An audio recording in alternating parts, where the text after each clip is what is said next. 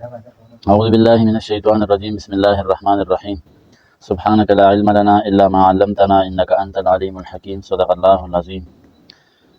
پرون مونږ دلته د اودس پر نواقص ذکر وشو، اودس په څه باندې ماتېږي د هغې ذکر پرون وشو، او د کتاب والا لس نواقص د اودس ذکر کړو چې اودس په څه باندې ماتېږي د هغې ذکر پرون خو تفصیلي وشو. اوس دلته د کتاب والا باب فرایض الغسل، دا باب دی په بیان د فرایض د غسل کې چې په غسل کې څه فرض دي، نو د غسل فرایضو ذکر نن کېږي. کتاب والا وی وهي ثلاث الاول المزمزه، اولنې د غسل کې درې فرض دي، نو یو دی دا ذکر کوي چې المزمزه تو خوله وینځل دی.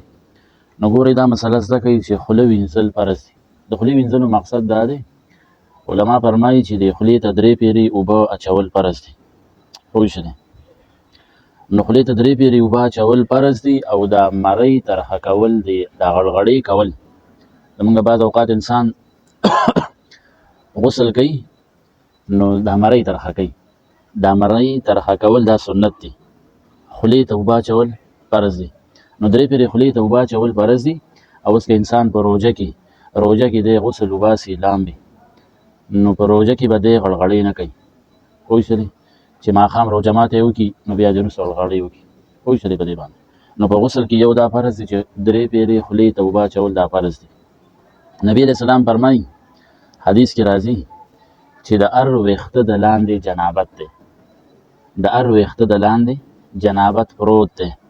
یعنی مطلب دا دی که د یو انسان نه په غسل په ټیم کې یو ویښته وچ پاتې شو غسل یې نه کېږي. پوه شولې په دې باندې. نو یو خدا شو چې خوله وینځل دا فرض، خولې ته اوبه اچول فرض دي، درې پیرې مطلقې خولې ته اوبه اچول فرض، دا الګ ترخول دا سنتو کې راځي. دویم نمبر وثاني الاستنشاق، دویم نمبر دی دا ذکر کوي چې پوزې ته اوبه اچول فرض دي.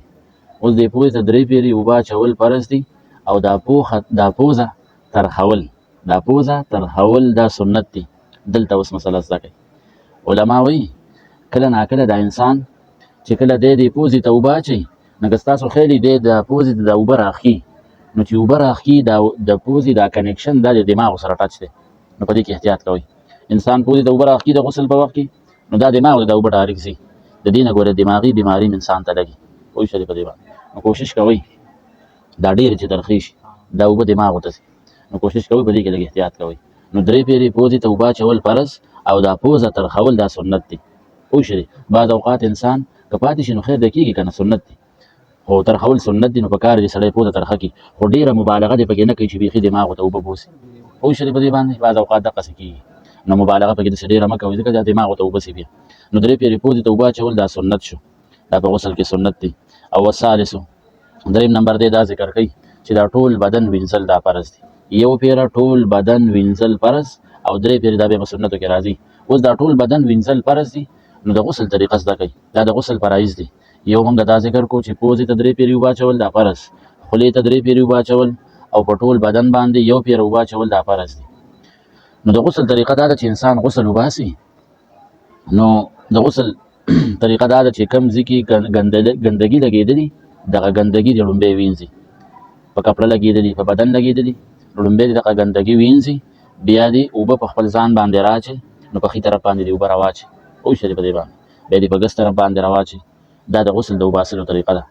او علما فرمایي چې انسان په کاملې طریقې سره دا غسل وباسي، نو وایي چې کله د انسان په خپل ځان باندې اوبه واچي، نو په دې بدن د لاس راخي، په ټول بدن د لاس راخي، نو د دې سره دا ټولې د اوبو ارزي ته رسي، نو د دې سره صحیح غسل وځي. پوه شولې په دې باندې. اوس دا درې غسل د کتاب والا فرایض د غسل دا ذکر کړي دي، او سبا به انشاءالله العزیز دا غسل سنت ذکر کوو چې په غسل کې کم سنت دي، دا د غسل فرایض شو، دا درې فرایض دي. نو موږ تاسو له پکار دي چې په دې کې کوشش کوو چې دې څیزونو خیال ساتو.